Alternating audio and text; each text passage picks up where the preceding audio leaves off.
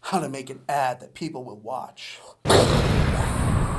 Hello and welcome to Chamber Media Tutorials. I'm JR Timothy, comedy genius at Chamber Media, and I'm here with my good friend, Tyler. Today we are going to be talking about how to make a commercial ad that people will watch. I'm going to give you a formula of how to keep people watching for longer in your video. So JR, what is the formula for increasing watch time? Start with a hook.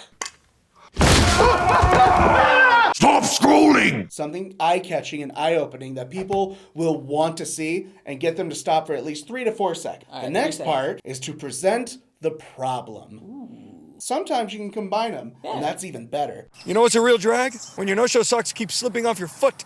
But Invisisocks fix that. Let people know what it's all about. Get them Yeah. to stop scrolling with the hook and then immediately tell them what it's going to be about. Yep. Next, solve the problem. Ooh, I like that even better. I bet you know what the fourth one is, right? The fourth step? What? Say it with me. Call to action. That was good. One more shot. Right?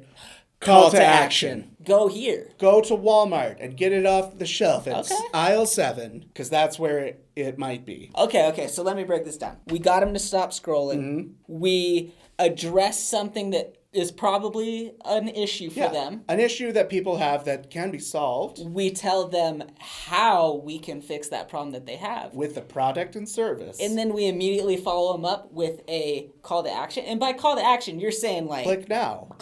buy Buy this. this. I'm picking up what you're putting down. That is the classic formula to advertising. There's nothing really revolutionary about that idea. But for your digital marketing, that is going to come into play with the next part about getting people to watch every step of that ad. Now, when you have those 4 steps, think of your video in 20 seconds. If you can get someone to watch a video for 20 seconds, that's awesome. If you can get them to watch for 10 seconds, 11 seconds, that might be all you need to get them to convert. and Half go is over. awesome, but Yeah.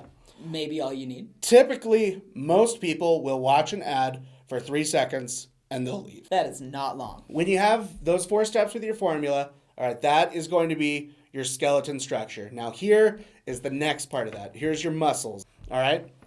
You need to break your video down into these second marks. 3 seconds, 5 seconds, 7 seconds, 10 seconds, 15 seconds, 20 seconds.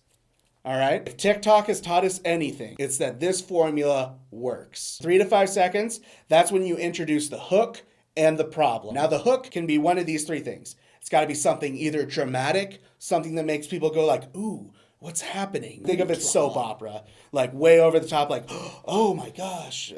Smell the fart advertising. Yeah, smell the fart. Another hook you can use is a spectacle. A spectacle is I something... like spectacles. Yeah, everyone loves spectacles. MrCool's better than a window unit because it cools more space! Who doesn't love a good spectacle? A spectacle is a car exploding, someone bungee jumping off a bridge. A lemonade stand exploding.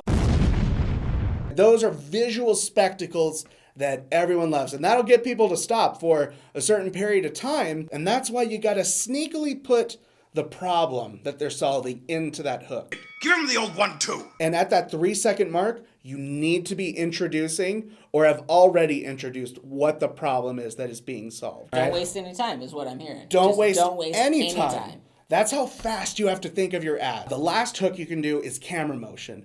Camera motion is visually interesting. That's like snap zooms on something, maybe a parallax shot, also dolly movements, trucking shots, a drone shot. Those are all hooks. The zoom in one is a great one. I That's feel a classic one. It capitalizes on the most primal instinct of just, whoa, something's coming at me. Now, at that 7-second mark and that 10-second mark, that's when you need to solve the problem. For instance, everyone gets a flat tire every now and then. It's annoying. Maybe there's a product out there that makes it super fast to take the bolts off really quick. There you go. And it's visually interesting because you're demonstrating the product happening, and then immediately right after that, you show the person's problem being solved. They're happy, or they're fit, or their skin's clear, whatever your product is. Whatever that fits it. outcome is, you show them how easy it is to get there and how your product is the way to get there. When you get to that 10-second mark, and by this time you've either solved the problem or you're getting to that point where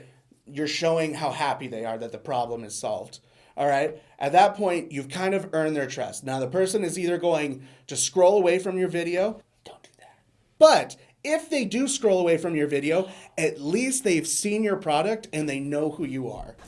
Booyakasha! All right. That is brand recognition and brand awareness that you earned through that. That was a hard-fought 10 seconds there.